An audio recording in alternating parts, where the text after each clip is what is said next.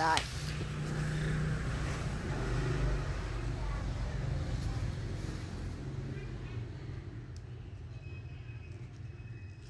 Thành phố Hy Vọng, quận Bình Tân này, đưa lên Củ Chi làm cái gì trời.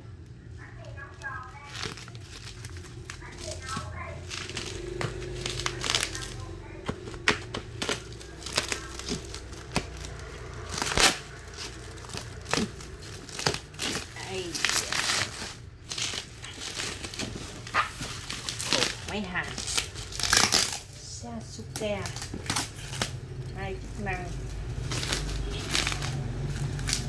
hàng Big và hàng MMA 2022 on đây 200 triệu hàng. Nhà sản xuất nhà máy Sasuke ổ máy Trung Quốc, xứ Trung Quốc, năm sản xuất 2022, trong số 200.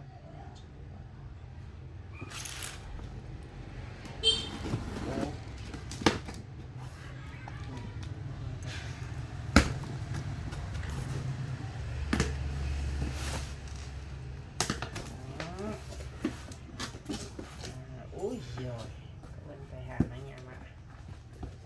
Đầu bên Tây Hàn da bò đàng hoàng nha, không sợ bỏng nha. Kim kẹp Hàn nè.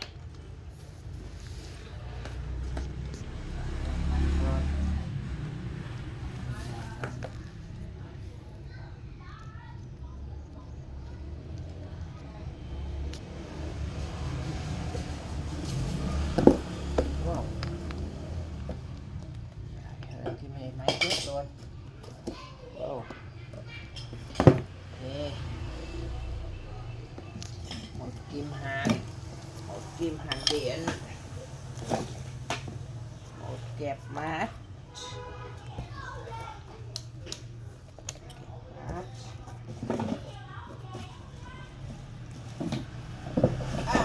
một súng hàn mic, anh em ạ.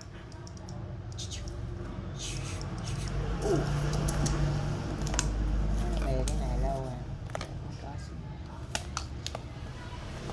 súng hàn mic anh em ạ, súng hàn mic để ngoài nghe. Đúng quảng cáo để tặng bếp hàng cho người ta. Yeah.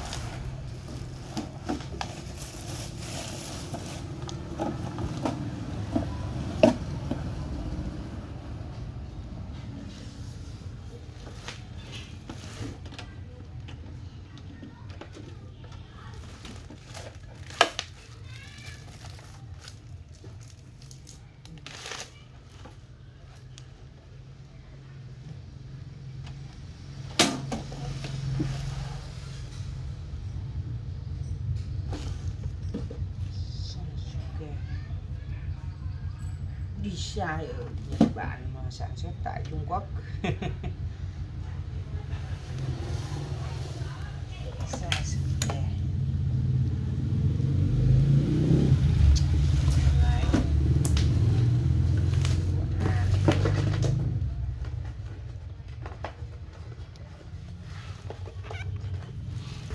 Ồ, tặng 2 bếp hàn nãy anh em ạ.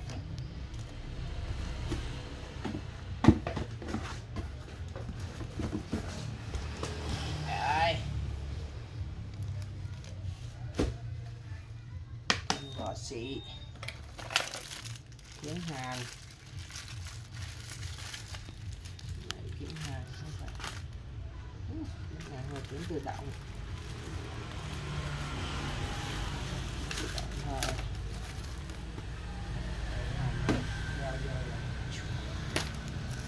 Ok, xong. Hàn mic. Ồ, 3 bếp hàn luôn anh em ạ.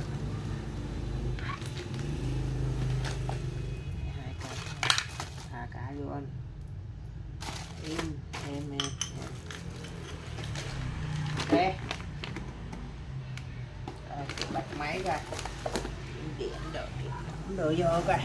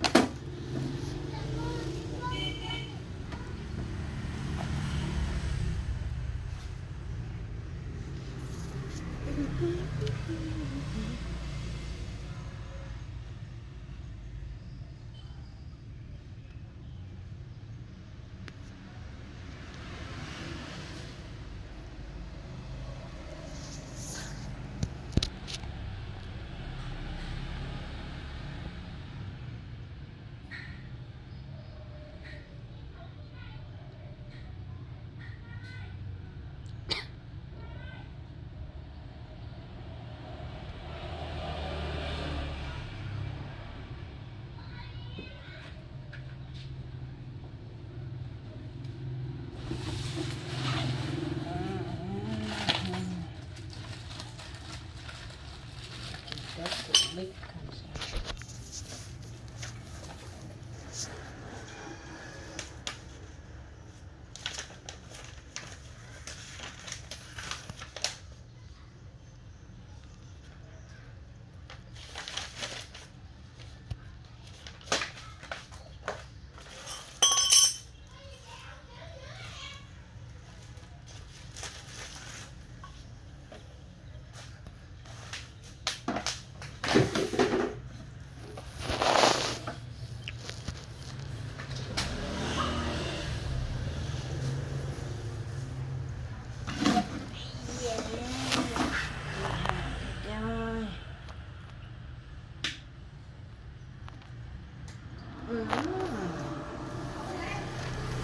đây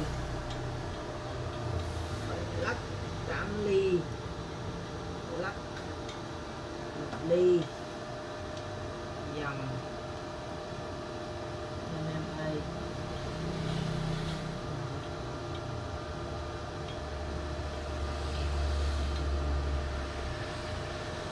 Invert welding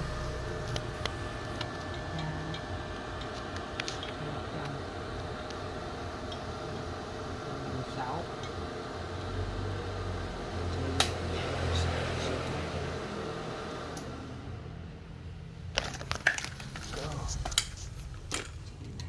chưa biết được như nít thì sao.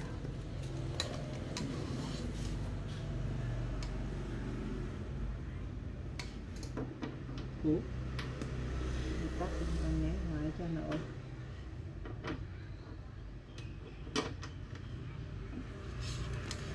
Chưa.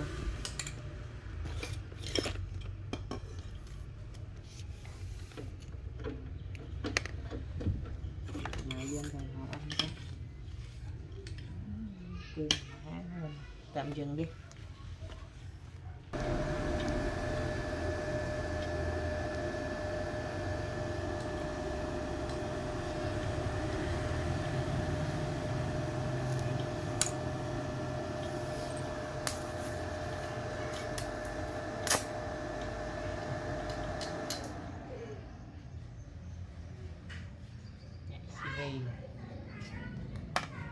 Hai cây đi lau nhà gọt các bạn.